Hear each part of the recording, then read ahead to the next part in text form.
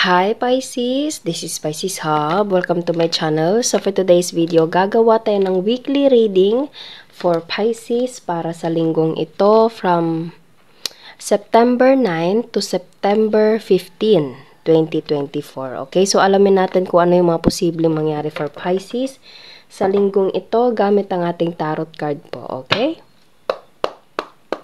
Reminder lang na ito ay general reading Pisces. So pwede pong mag-resonate sa'yo.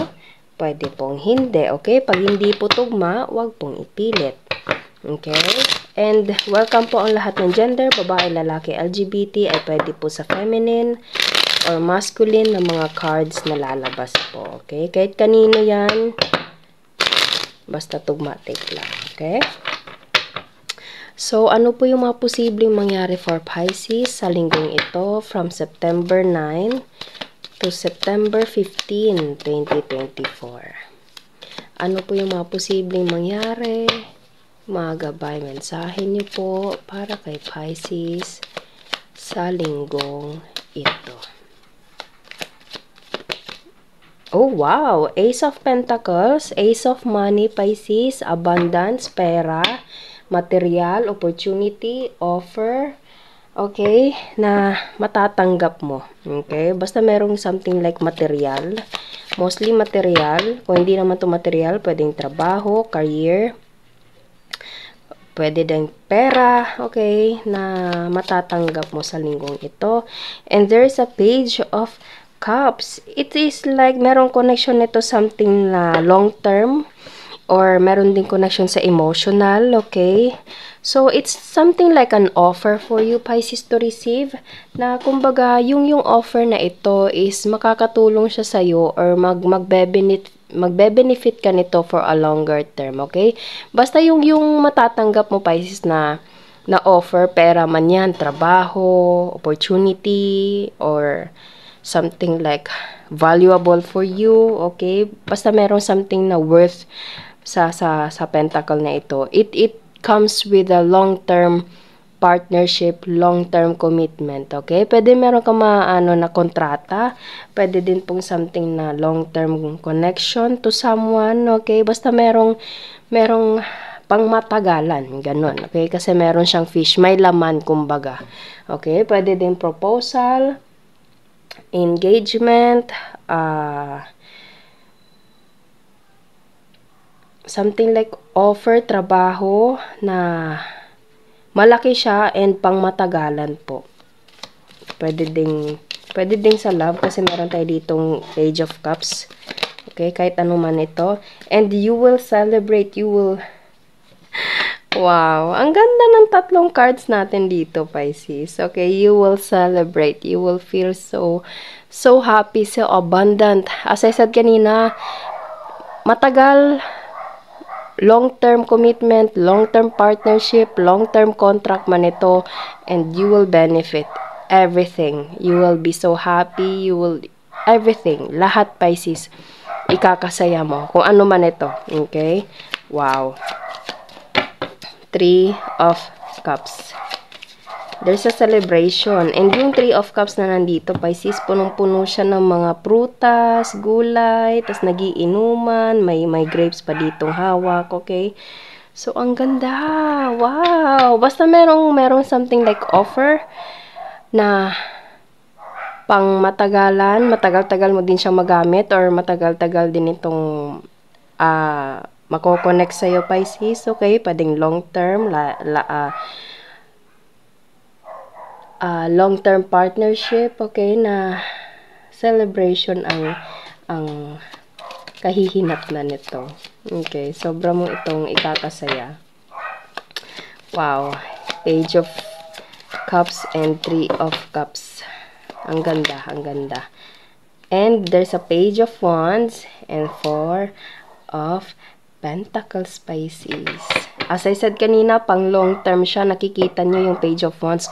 Mahaba yung wands na tinitingnan niya. Okay? And you will something like hold this opportunity, hold this coin right here na kumbaga sobra mo itong magbe-benefit ka dito, sobra Pisces, okay? Sobra mo itong pagkakaingatan, sobra mo itong ma-appreciate, okay, for this Four of Pentacles right here, and matutugunan lahat ng aspeto sa buhay, responsibilities, kasi yung coin dito is like responsibilities, tapos may hawak siyang coin sa dito mismo sa gitna, it's like savings, and dito namang sa ulo is like parang yung mga wants, yung mga luho, yung mga gustong bilhin, yung pwede pong ganun, okay? So, as I said kanina, it is a big opportunity, big offer, big anything na matatanggap mo, and matagal-tagal mo tong magagamit, Pisces. Matagal-tagal kang magiging abundant. Abundant, or feeling like so blessed or lucky to have this, okay? And there's a celebration, and Page of Wands, pakakaingatan mo to ng sobra, and nakikita nyo yung wands dito is something like mataas, okay? May mga dahon, so ang ganda Pisces. Lahat ng mga cards natin dito is sobrang ganda. It's something like long-term offer. Ganun, okay? Bottom of the deck is Six of Cups. Ayan. Isa ka sa matatanggap, Pisces, or something like makakatulong ka. The more na, kumbaga sa laki ng abundant na matatanggap mo dito, pwedeng bagong trabaho, proposal, something like upgrade sa level ng trabaho mo, Pisces, or pwedeng merong malaking trabaho, career, pera na matatanggap mo, and yung laki na yon, Pisces, matagal-tagal mo yon obviously na magagamit, and pwede ka pang makatulong sa ibang tao po, okay? You will gain so much, everything, lahat, okay? And makakatulong ka sa ibang tao, makakapagbigay ka sa ibang tao, okay? Or yung pagbibigay na ito is balanse, genuine, okay? Balanse, totoo, hindi backhanded, okay? So kung pera man ito, Pisces, or trabaho or opportunity, this is kumbaga life-changing situation, life-changing offer for you, Pisces. Okay? Sobrang laki ng impact. For this week, Pisces, meron ka matatanggap na offer or something like opportunity na ikakasaya mo. And yung kasiyahan na to is because of everything na kaakibat ng opportunity na ito, okay? Merong savings, merong something like matutugunan lahat ng mga pangangailangan, mapapera, mapapinansyal, mapakareer, maparesponsibilidad sa buhay, okay? Pwede ding sa love, matutugunan din yun kasi meron tayo ditong cups, it's all about feelings, it's all about love, it's all about emotion, okay? And there is something na makakapagbigay ka pa sa ibang tao, or pwedeng yun yung taong nagbibigay nito sa'yo or mag-o-offer nito sa'yo, Pisces, is genuine, totoo, hindi backhanded, hindi ka magdududa, Pisces. Okay, ganito siya kaganda. Actually, lahat ng cards natin dito, ang ganda. Sobrang wala ni katiting na hindi kagandahan, Pisces, lahat sila maganda. Yung bottom of the reading right here is meron ka matatanggap na pangmatagalan. Inuulit ko lang pero ganun po talaga yung nababasa ko dito po. Okay? So, congratulations sa linggong ito kung ano man ito matatanggap mo, Pisces, Naririnig ko yung word na visa, proposal, naririnig ko din yung word na career, okay, abroad, proposal, naulit ko na naman yung proposal, so pwede po mga ganon, okay.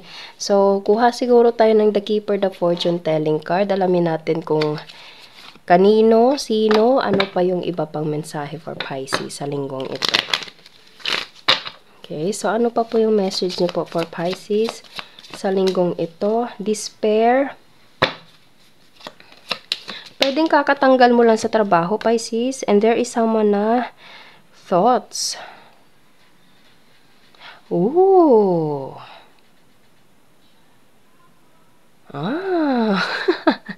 Okay, so sa nararamdaman ko, Pisces, there is someone na nag-iisip, nakakaramdam ng lungkot, and palagi kang naaalala So, kung ano man ito matatanggap mo, pwedeng nanggaling ito sa taong to. Okay? Kung love man ito, Pisces, kasi itong dalawang cards na nandito is something like from someone na dinidil nyo po, na nakakaramdam ng despair. Okay? And naaalala ka niya, namimiss ka niya po. Okay? And pwedeng siya yung magdadala ng ganitong offer for you. Pwede din po siya sa love, as I said kanina. Okay? Kung hindi naman to about sa love, pwedeng alam ng taong to, eto, na kailangan mo, pwedeng as I said, kakatanggal mo lang siguro sa trabaho, pwedeng malapit na mag-end yung contract mo, okay? Or anything na medyo ganito. Kasi nakikita nyo, sa taong nandito, meron siyang not hiring, ayan no, na plaka sa likod. Tapos, andito siya sa may labas. Okay? So, pwedeng alam ng taong dinidil mo, Pisces, or kung sino man ito, na meron kang dinadalang problema, lalo na sa trabaho, okay? And pwedeng siya yung tutulong sa'yo po. So, pwedeng sa career, as I said kanina, pwede din po sa love po, okay? Basta matagalan, this person will give you a big opportunity, big offer for you to ayan, lovers, love, there is a love, there's a offer of love. Okay, pero kung career, as I said kanina, pwede din po. Okay? Ayan o, ayan Pisces. Yan, ayan pa, isabay na natin to sila, ayan. Lahat sila merong ganon. Lahat merong ganon. Okay? So, meron ka matatanggap, Pisces. You will receive a long-term offer. Pwedeng sa love, kasi meron tayo ditong the lovers.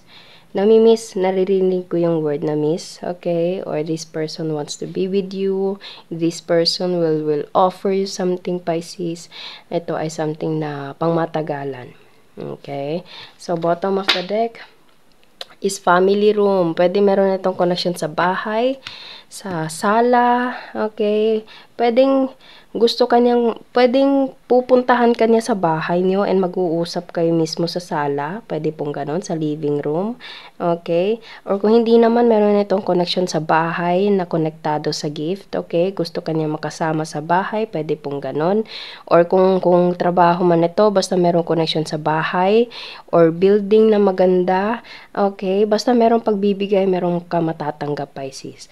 Lahat ng cards na nandito is merong receiving card, okay, lahat. Okay, so, sa linggong ito, meron ka matatanggap, meron ka mababalitaan sa isang tao, kasi meron tayo ditong thoughts, okay, na magbibigay sa'yo ng offer for you for this week, Pisces. And yung offer na ito is malakihan. Hindi ko po ma-pinpoint kasi iba-iba po tayo ng sitwasyon po. Okay? So, take lang kung saan po mag-resonate, Pisces. So, kuha tayo ng mga initials, random words, kung sino or ano po yung mga konektado for Pisces sa linggong ito for this week. Meron tayo ditong chat, text, tawag, dark hair, mapagbigay, meron tayo ditong letter Y, conversation, ayan, merong conversation na magaganap, Pisces, okay, chat, text, tawag, tapos, pwede magaganap ito sa social media, travel, pwede din po, tapos, flowers, cute, moreno, morena, and madaldal, okay? So, pwedeng nandito, pwede pong wala, it's okay lang po, okay? So, yun po ang ating reading for Pisces sa linggong ito. Naway nag-resonate po and naway nagustuhan nyo po. Huwag nyo po sanang kalimutan na mag-like at mag-subscribe po sa ating channel and click the bell button, Pisces, para ma-notify po kayo sa next videos na i-upload natin, okay? So, thank you, Pisces, and God bless!